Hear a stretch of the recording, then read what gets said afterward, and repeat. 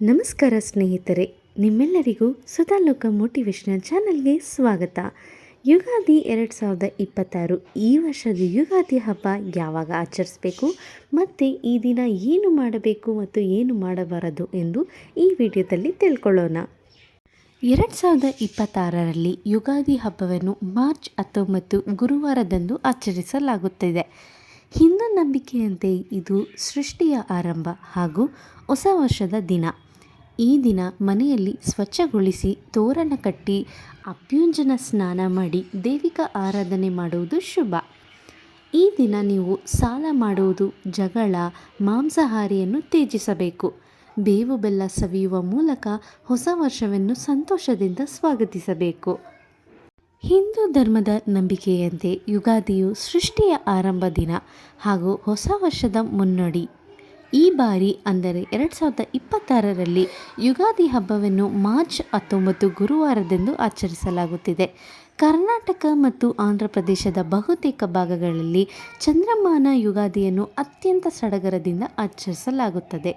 ಅಂದು ಮುಂಜಾನೆಯ ಶುಭ ಮುಹೂರ್ತಗಳಾದ ಬೆಳಗ್ಗೆ 5ರಿಂದ 7:30 ಅಥವಾ 9ರಿಂದ 11:30 ಅವಧಿಯಲ್ಲಿ ದೈವಿಕ ಆರಾಧನೆಗೆ ಅತ್ಯಂತ ಪ್ರಶಸ್ತವಾದ ಸಮಯವಾಗಿದೆ.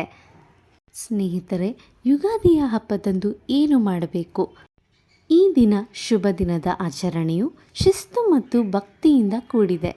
ಹಬ್ಬದ ಮುನ್ನ ದಿನವೇ ಮನೆಯನ್ನು ಗುಡಿಸಿ ಸಾರಿಸಿ ಸ್ವಚ್ಛಗೊಳಿಸುವುದು ವಾಡಿಕೆ.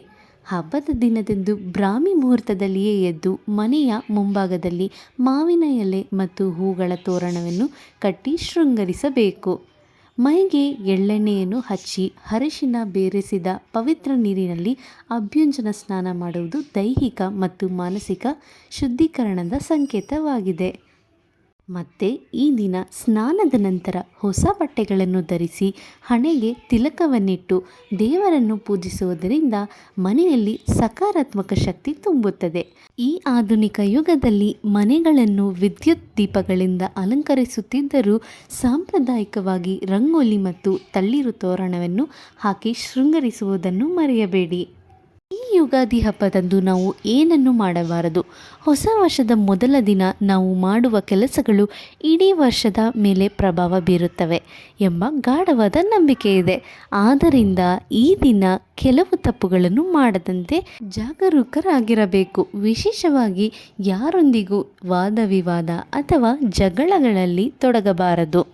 ಇಂದು ಹಣಕಾಸಿನ ಸಾಲ ನೀಡುವ ಅಥವಾ ಪಡೆಯುವ ವ್ಯವಹಾರಗಳಿಂದ ದೂರವಿಡುವುದು ವರ್ಷವಿಡೀ ಆರ್ಥಿಕ ಸ್ಥಿರತೆಗೆ ಒಳ್ಳೆಯದು. ಆಹಾರದ ವಿಚಾರದಲ್ಲಿ ಈ ದಿನ ಮಾಂಸಾಹಾರ ಮತ್ತು ಮದ್ಯಪಾನದಂತಹ ತಾಮಸಿಕ ವಸ್ತುಗಳನ್ನು ತ್ಯಜಿಸಿ ಸಾತ್ವಿಕತೆಯನ್ನು ಪಾಲಿಸಬೇಕು. ಈ ದಿನ ನೀವು ಉಗುರು ಅಥವಾ ಕೂದಲನ್ನು ಕತ್ತರಿಸುವುದು ಹಾಗೂ ಹರಿದ ಬಟ್ಟೆಗಳನ್ನು ಧರಿಸುವುದು ಈ ಪವಿತ್ರ ದಿನದಂದು ನಿಷೇಧವೆಂದು ಪರಿಗಣಿಸಲಾಗಿದೆ.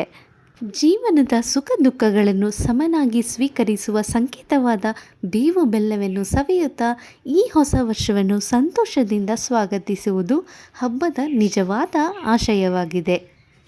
ಸ್ನೇಹಿತರೆ, ಕೇಳಿದ್ರಲ್ಲ, ಈ 2026ರ ಯುಗಾದಿಯಲ್ಲಿ ನಾವು ಏನನ್ನು ಮಾಡಬೇಕು, ಏನನ್ನು ಮಾಡಬಾರದು ಅಂತ. ನಿಮ್ಮೆಲ್ಲರಿಗೂ ಹೊಸ ವರ್ಷ ಹಬ್ಬದ ಯುಗಾದಿಯ ಹಬ್ಬದ ಶುಭಾಶಯಗಳು. ಕೇಳಿದ್ದಕ್ಕಾಗಿ ಧನ್ಯವಾದಗಳು. ನಮಸ್ತೆ.